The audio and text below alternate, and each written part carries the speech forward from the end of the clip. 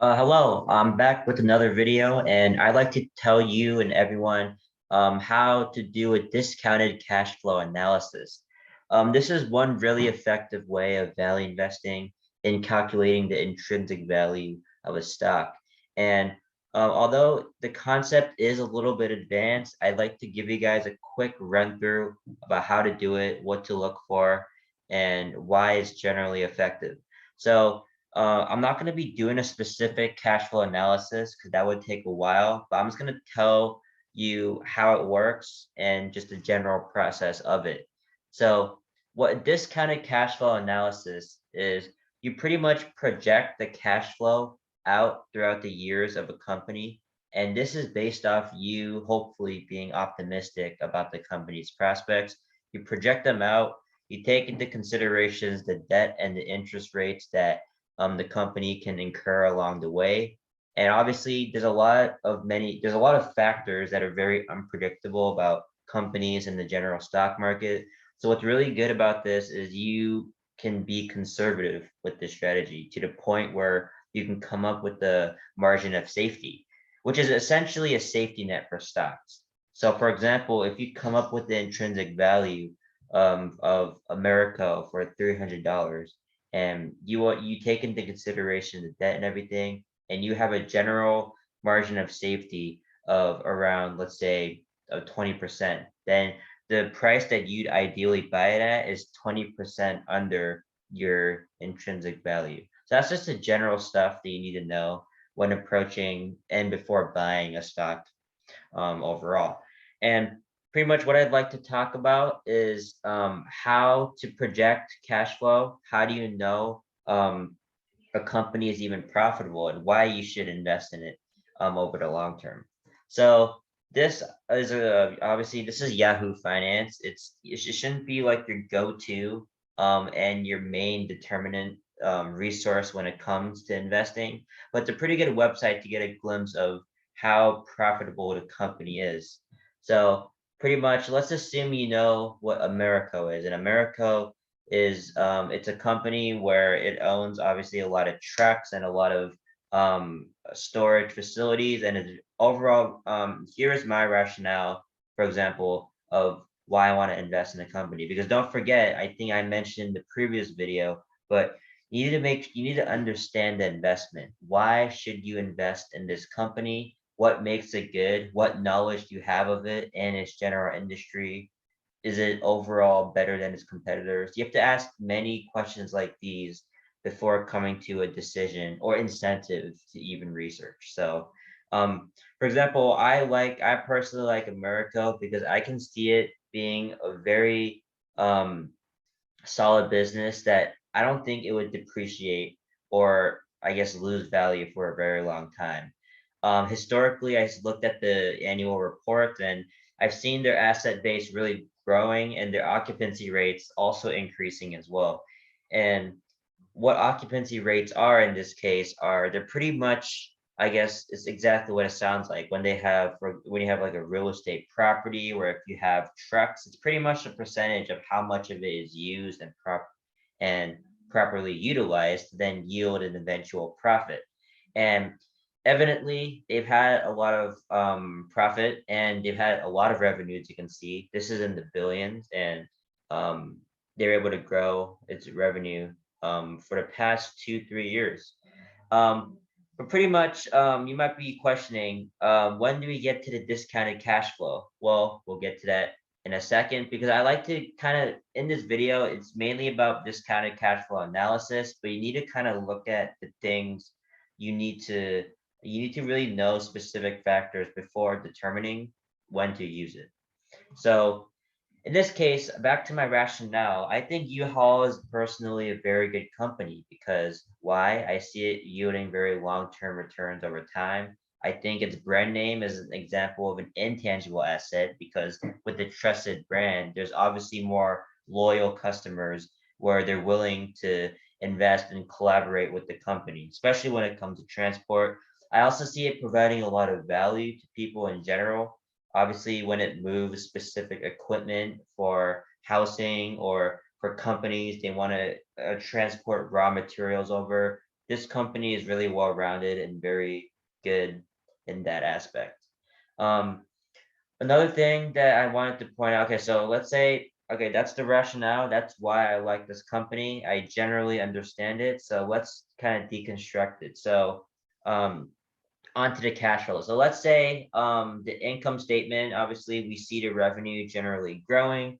And then what I like to do then is obviously skim the balance sheet.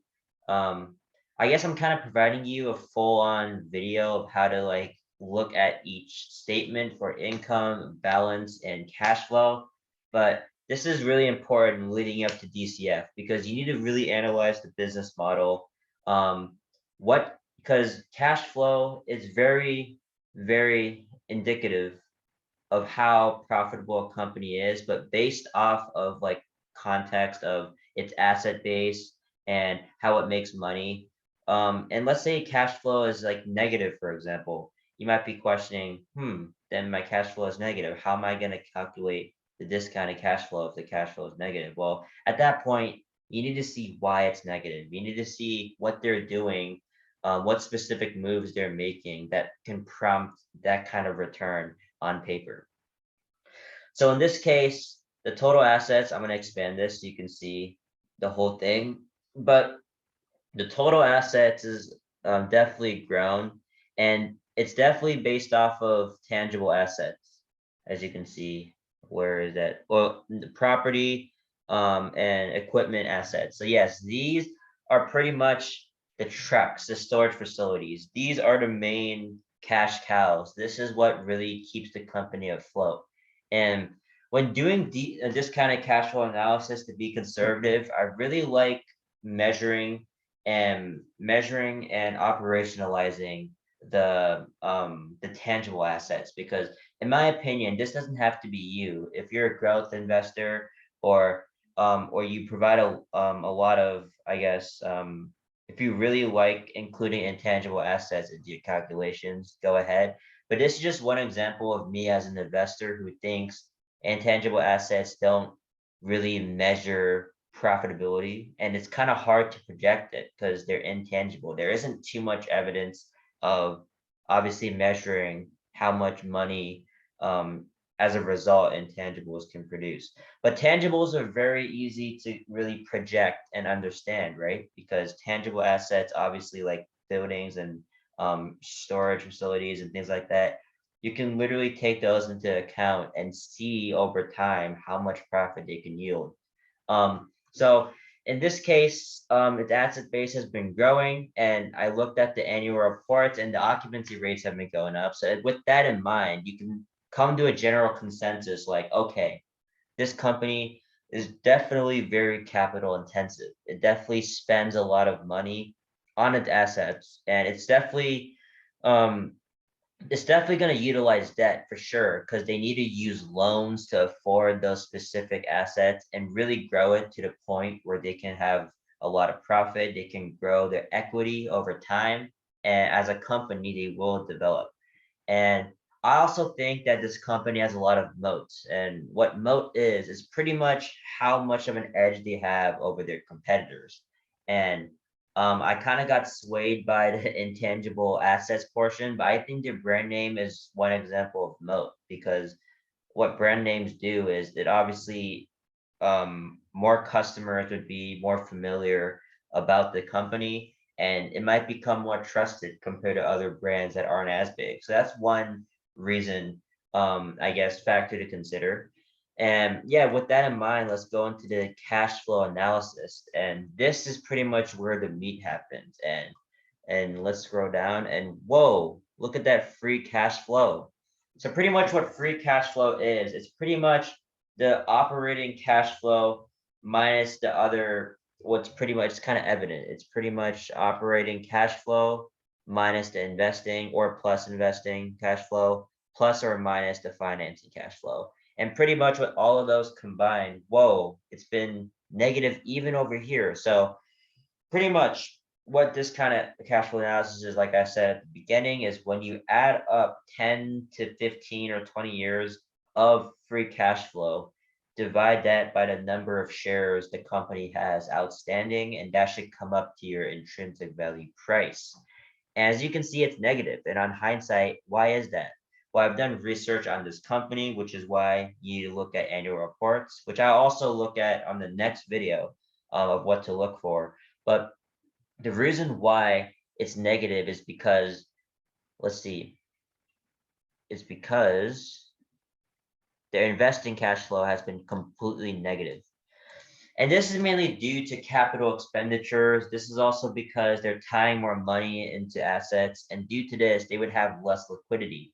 And due to that, it's causing their asset base to grow substantially, but for them to go into more debt, causing them in the short run to be less profitable.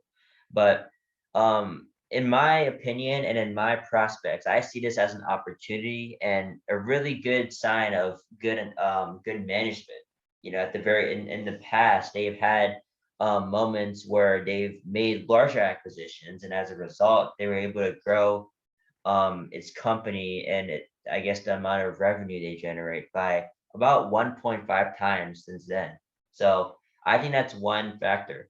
And what I like to do in this case is I like to include the free cash flow. I like to add them up, even if it's negative. And then at that point, I add projected profit that I expect from the assets each individually throughout. And that is a lot of manual work because as you can see, there's a lot of asset branches that the company has, but this is the general synopsis of DCF analysis. Um, I'd obviously use an Excel sheet or paper to kind of, I guess, plan this out, but there's definitely a lot of other resources, but I just kind of wanted to give you a general synopsis of what DCF is. It's essentially, in conclusion, seeing the free cash flow, seeing why it's negative or positive, analyzing if a company is even profitable in the long run, and investing accordingly. And yeah, that's pretty much what I have to say for DCF. In the next video, I'm going to talk to you about annual reports, even though they're like 20 pages long, but not 20, like hundreds of pages long. But I'm just gonna cover, I guess, the table of contents, what's inside it. And yeah, I'll see you guys later. Thank you very much, and bye bye.